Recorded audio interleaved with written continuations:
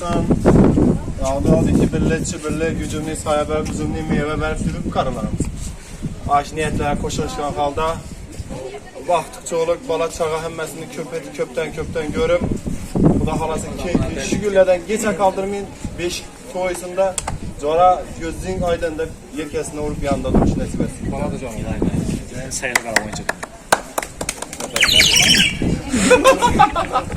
Götürüm ben. Ne oluyormuş? Zoramın üstüne bir kız bakmasın, koşan karısın. Yine ki 3 biladan vururum, 5 biladan.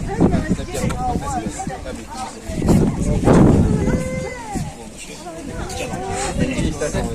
İyi istersen o yüzden.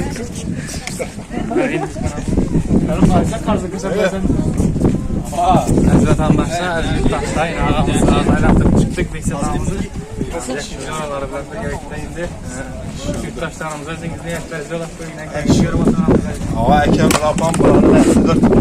Sen abunacın çıkan ya tweetlerini görüp oturardık bu. Komentarlardan görüp.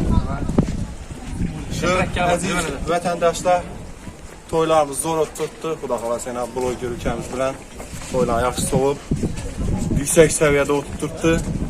Bu da halasa bundan izlediğin yaxşı olup toylar yaxşı soğup şu toyna YouTube'a çıkarıp milyon prosmotorlar olup çıraylı olup ötergey.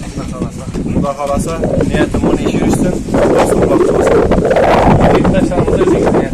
Yurttaşlarım, aziz vatandaşlarım köpüsü musafirdakiler işleriniz gelişkisi. Musafirdan 2 seneniz puldan doyuk kesin. Uyandır yerle hezzet. Keyfiyatı verin. Hem bu göre like'lan basmışam. Sonra ne? Birkaç programımız toyunda yurtumuz aylanıp Hivada. vadimiz yaxşı niyetlendirdiremiz. Sen mi su saldırdın mı elçini? Ahmet işleyizə yaxşı işlətgərlər yola bizə şöylərimiz. Həmdə bir işləyin Ahmet.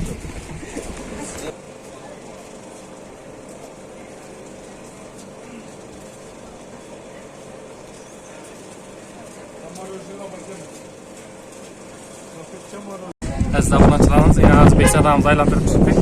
Bugünkü birinci kısmı video rolikimiz şöyle eklenedi. Elbette sizler yaktıdan ümitleme yakkamıza bitti like basıp verseler ve öz fikirlerinizi komentarda yazıp kaldırsanız elbette Beksetanım fırsat bular özleri cevap yazadı.